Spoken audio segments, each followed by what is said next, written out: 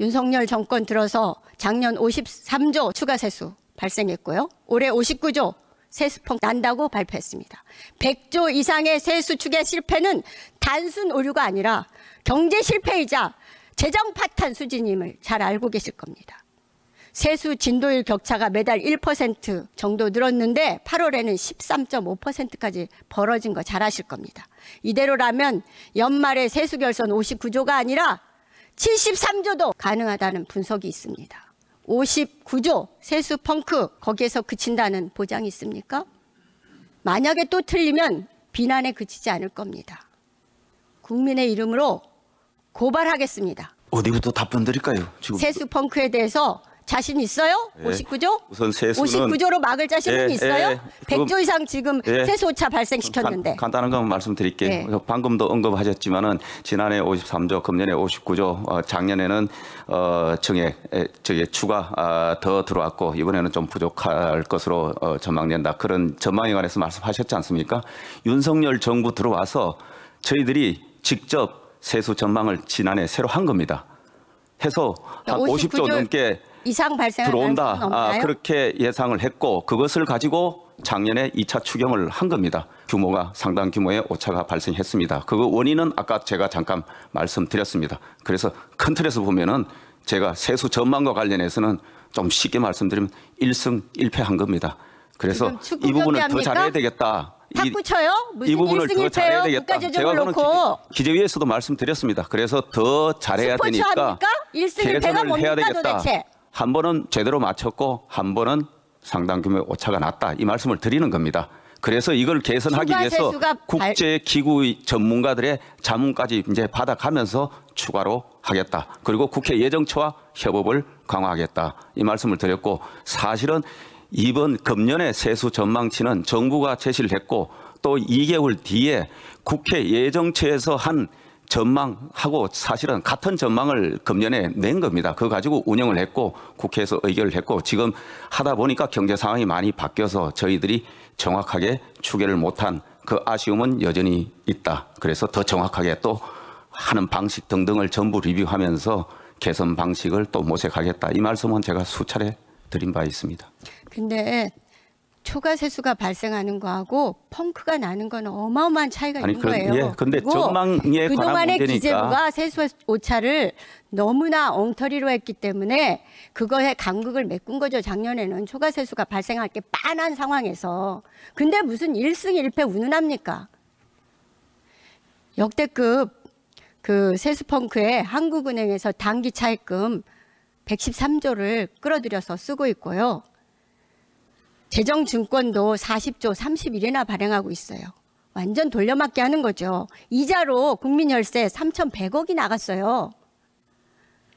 더욱이 지금 고환율 속에서 평환 기일도 도래하지 않았는데 환율 방어용으로 만들어놓은 외국항 평형기금 43조 회전용으로 끌어다 쓰겠다고 계획을 발표했잖아요.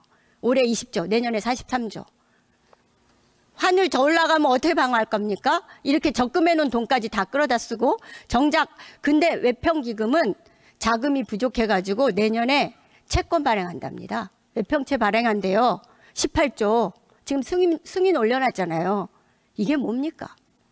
회전문에 넣어가지고 끊임없이 돌려막는 편법, 꼼수. 교활한 방식의 분식회계까지 밥 먹듯이 하고 있는 거죠. 탈탈 떨어 쓰고 있는데도 부족한 거예요, 지금. 국가재정 잘못 운영해가지고 부자 감세 대폭적으로 해줘서 대통령도 이 사실 아세요? 정기적으로 보고하십니까? 저희한테 답변 시간을 언제 주실랍니까? 아니요. 저 마지막에 드리려고 하고요. 그러면 시간이 너무 초과될 텐데. 대통령한테 이러한 객관적인 그 분석해서 보고하고 저희들이 계십니까? 수시로 통계를 가지고 또 많은 전문적인 판단을 기초로 해서 대통령께 보고 드리고 정책을 수립하고 그렇게 진행하고 있습니다. 알겠습니다. 건전재정 부르짖고 있지만 정부 부채 급속하게 늘어나고 있는 거 아실 겁니다. 중앙정부 채무가 2022년도에 47.8% GDP 대비 1,033조 원이었는데 2023년 상반기에 1,083조입니다. 윤 정부에서 아주 급속하게 국가 부채 채무 다 늘어나고 있어요. 팬데믹 때보다도 금융위기 때보다도 재정 적자가 더 커지고 있습니다. 관리재정 수지 작년 말에 마이너스 5.4% 117조 발생했습니다. 올해 상반기에만 83조 적자 났어요. 그거 기재부 보고에 의한 겁니다. 윤 정부가 스스로 국가 채무 GDP 대비 60%로 막고 관리재정 수지 마이너스 3%를 넘지 않겠다고 재정준칙 만들겠다라고 하고 있는데 이미 작년에 결산기준 관리재정 수지 마이너스 5.4%예요.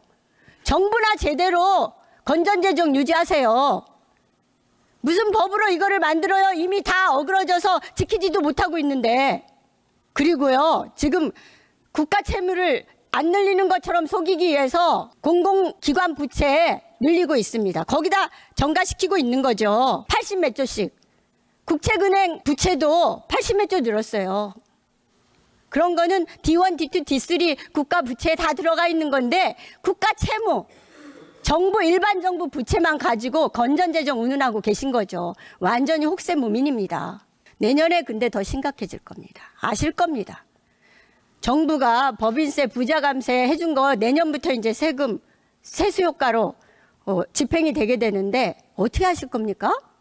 내년에 올해보다 훨씬 더 법인세 덜 들어올 겁니다. 어떻게 할 거예요? 지금 유가도 요동치고 전쟁 나서 난리잖아요. 세계 금융시장이 발작을 일으킵니다. 대규모 국제 경제 위기가 이미 닥쳐왔습니다. 당장 수출과 물가가 비상이고 최강 경기는 급격하게 얼어붙고 있고 경제 성장률도 계속 5번이나 낮추고 있는데 1.4% 달성 못할 거라는 게 일반적 관측입니다. 아실 겁니다. 근데 윤석열 대통령은 시정연설에서 성장세가 증가하고 내수 회복이 된다고 근거 없는 그런 주장을 하고 그 근거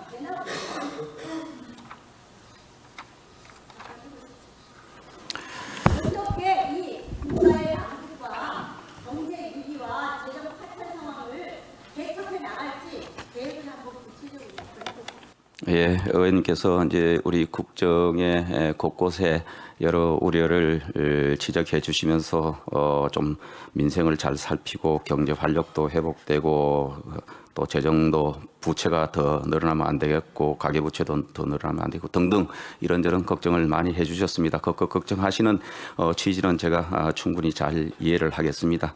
그런데 의원님께서 중간에 이게 너무 많은 지금 지적을 해 주셨는데 제가 이 말씀을 너무 한꺼번에 많이 주셨기 때문에 회의 말미에 시간 드릴게요. 예, 수긍할 수 없는 내용들을 많이 주셔서 제가 한마디로 대체적으로 걱정하시는 포인트는 알겠는데 안에 개별 팩트에 가서는 대부분 다 수용할 수 없는 말씀을 주셨다 하는 말씀으로 제가 끝내겠습니다.